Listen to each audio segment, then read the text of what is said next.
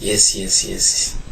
abantu dukunda ibyivugo mugiye kubibona muri aka kanya kugira ngo banezeze abana batoya abantu bakora umutazi kwivuga mugomba kumenya kwivuga ugomba kumenya kwivuga igihe cyose ariko se inka zarabuze nicyo kibazo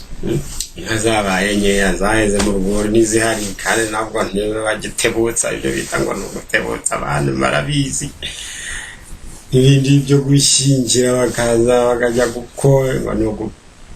ugukwa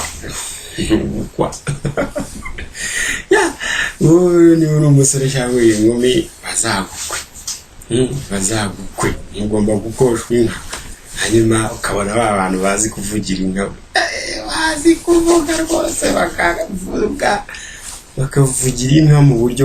bugize gute bwimbitse hari abantu baba bazi kuvugira inka rwose ukareba ukavuga ati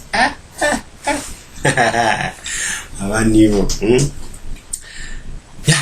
hafi aho rero ibyivugo tugomba kubagezaho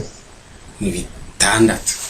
ugomba kuba muri tayari mukabifata na kazajya mwiratana kakivuga nyine kije kubivuga nyine cya kivuga mwamukunda kuvuga ngo imbeba yavuye ku rusenge bitugura biti ngo wiki ngenda bavuye ku rusenge ngo yanutse bigira gute yarakubise intoryi mu ziko byagenda byavuyeho sigaye dufite byivugo byiza byimbitse ku buryo bivuga abantu bose bakarinaga kareba ugasanga uwo muntu yivuze iby'ukuri kabisa nagiye ku rusenge ibitugu ndabitigisa imyambi ndayisukiranya abo twari kumwe n'abacyaha nitwa cyaradamaraye kaboko mu karo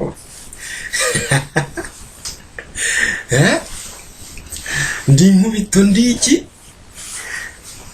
ndi inkubito idatinya ndi inyambo si inyenga mucyo warutinywa ndi umuhungu ni kirwa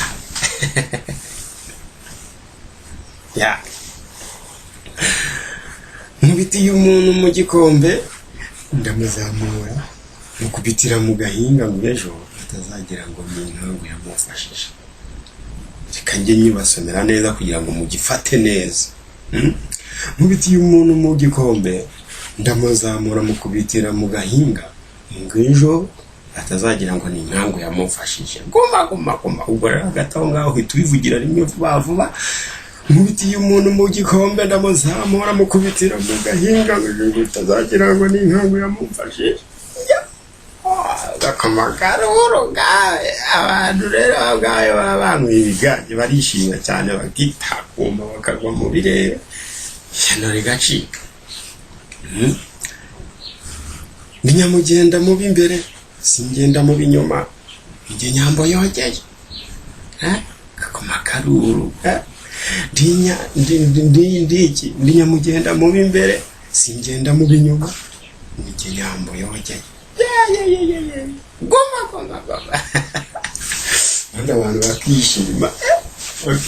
bakitera hejuru ndagaca muziko nigashye ndi inkuba y'amaganga wana umugani ugomba wana icyo n'ikivugo ugomba kucyandika mu kago kugakarina ahantu ndagaca muziko nigashye ndi inkuba y'amaganga guma nigatobotobo kandi abateze natega neza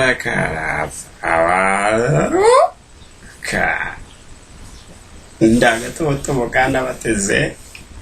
natega zibagira ate natega neza ndagatabaruka ngaye ngoko guma umunsi ushyitse igitondo cyiza umunsi twabyukanye ka murari keza cyane zizabaho buryohe hitwa ni nshyashya mwebwe mukandira like subscribe musharinge n'inshuti zanyu, ibyo byivugo bigere ku bantu bose, siko bimeze. Ugomba kwivuga, twongere tubasubiriremo kugira ngo bifate neza. Nagiye ku rusenge ibitugu ndabitigisa imyambi ndayisukiranya abo twari kumwe ndabacaha nitwa cyaradamaraye goma ndi nkubita idatinya, ndi inyambo sinkenga mucyo wa rutinywa, ndi umuhungu ni byijanwa. Musobanuze iryo jambo ni byijanwa.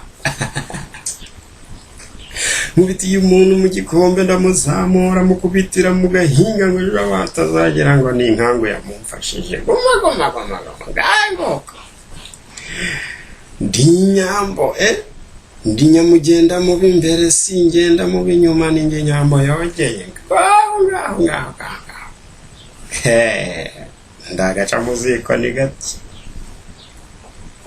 Ndi nkuba y'amaganga, ni agatobotobo kandi abateze natega neza ndatwara. Turabakunda nawe utaha.